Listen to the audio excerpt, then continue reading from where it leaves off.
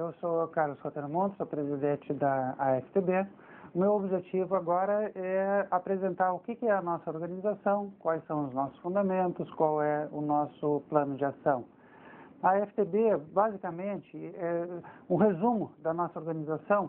A AFTB é um grande movimento de mobilização social, onde nós trazemos a população brasileira, trazemos o cidadão que entende que não tem o seu direito, principalmente o seu direito de acesso à casa própria, totalmente atendido, e trabalhamos com o cidadão de uma forma organizada, de uma forma apolítica, na busca do acesso a esse direito constitucional. A AFTB é certificada como uma organização da sociedade civil de interesse público.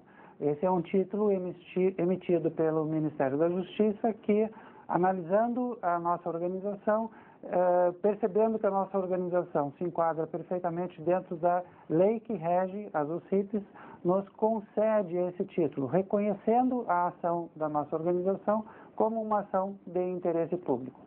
A partir desse momento, a nossa organização começa a contar com uma série de benefícios.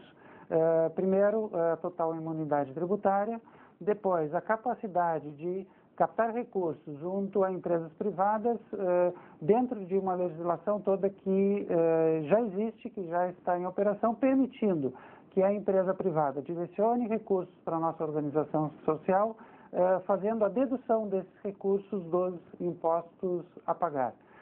Além disso, uma OCIP também pode ocupar o lugar do Estado em assuntos da sua especialidade através de termos de parceria. Eu vou me utilizar de um documento que é o plano de ação da AFTB. Então, eu vou trabalhar sobre o que já foi desenvolvido na nossa organização, vou apresentar o momento atual e vou mostrar quais são as ações futuras que estão planejadas. A história da AFTB se confunde um pouco com a minha história de vida. Eu nasci numa família onde havia já uma tradição de apoio a ações sociais. E naquele momento, naquele tempo, ações sociais eram muito entendidas como filantropia. Então, o cidadão que se envolvia em causas sociais, tipicamente era aquele cidadão que já havia cumprido com a sociedade toda uma vida, já havia desenvolvido um trabalho profissional, já estava num ponto ou como aposentado ou num ponto de muita estabilidade econômica, e isso permitia que ele começasse algumas ações filantrópicas, ações de apoio à sociedade, de retribuição à sociedade daquilo que ele recebeu da sociedade durante toda uma vida. Durante a minha vida profissional, durante a minha vida, enquanto eu estudava, enquanto eu trabalhava, sempre em paralelo haviam algumas ações de apoio a movimentos, de apoio à questão de cidadania, de apoio à melhora das condições de vida do ser humano. Então, eu entendo que essa experiência, que essa vivência, esse paralelo que sempre houve na minha vida, junto às organizações sociais, trouxe todo um embasamento para que hoje eu possa estar à frente desse projeto, assumindo efetivamente a presidência e colocando toda essa minha experiência, toda essa bagagem dentro desse nosso contexto. Esse foco que nós temos com a habitação, isso vem da minha experiência profissional quando eu atuava como incorporador imobiliário. Incorporador imobiliário é quem administra o processo de execução de uma obra. O incorporador, tipicamente, ele compra uma área, contrata um arquiteto para fazer a planta, para fazer a aprovação junto à prefeitura, depois contrata uma ou diversas construtoras para executar cada uma das etapas da obra. O incorporador imobiliário, ele é o dono do empreendimento. Dentro dessa operação, como incorporador imobiliário, eu tinha um diferencial. Eu vendia alguns desses imóveis diretamente para quem iria morar no imóvel, pessoas que tinham renda, mas não tinham condições de conseguir um crédito bancário. Era uma operação regular de mercado, era uma operação que na escritura de venda para esse cidadão já constava as parcelas que ele estava assumindo, embutido uma taxa de juros, embutido uma correção monetária. Isso significa que era uma operação comercial, era uma operação lucrativa, mas essa operação ela mostrou uma realidade de mercado de pessoas que tinham condições de adquirir o seu imóvel e por alguma razão não tinham acesso ao crédito.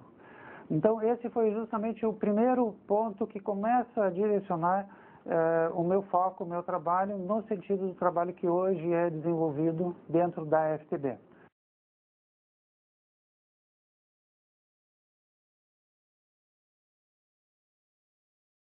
Haviam compradores específicos que tinham condições de adquirir o imóvel sem o acesso ao banco.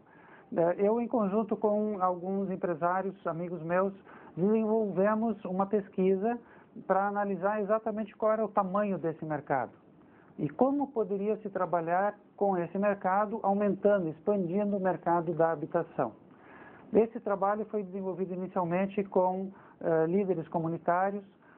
Os resultados dessa primeira pesquisa foram para discussão junto a empresários, junto a representantes de governo, e percebeu-se que o tamanho desse mercado era muito maior do que aquele que inicialmente nós tínhamos como a nossa visão dentro daquele microcosmo que era a nossa operação de incorporação imobiliária. Percebemos que esse mercado estava contido dentro desse mercado 57 milhões de brasileiros, pessoas em condições de adquirir um imóvel e fora do acesso da sua casa própria. A partir daí, o estudo começou a tomar uma dimensão muito maior. Começamos a estudar essa mesma problemática em outros cenários, em outros mercados. Começamos a analisar quais foram as soluções que foram propostas, quais foram as ferramentas utilizadas em cada um desses casos específicos, enriquecendo a nossa pesquisa e fazendo com que surgisse uma proposta que pudesse ser utilizada como uma referência, como embasamento de um plano de ação. Quando chegamos a esse ponto, quando percebemos exatamente a dimensão da problemática que existia a efeito do mercado, a efeito do déficit habitacional, e percebemos exatamente quanto que o mercado de habitação poderia ser expandido, mudando-se apenas essas questões dos pré-requisitos de acesso ao crédito.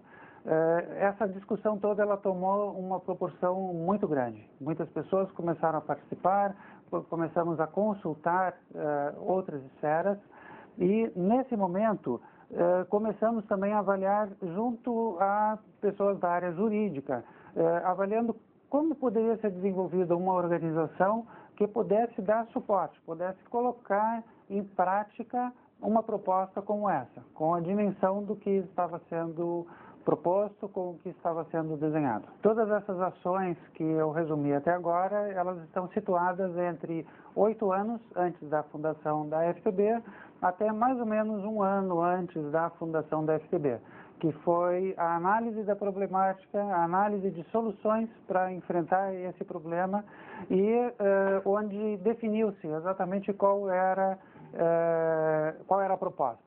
A proposta que hoje nós chamamos de SAC, Sistema Alternativo de Crédito. E uma vez constituída como uma organização jurídica, passamos para um processo de certificação, porque era muito claro que colocar em prática esse plano de ação exigia a certificação.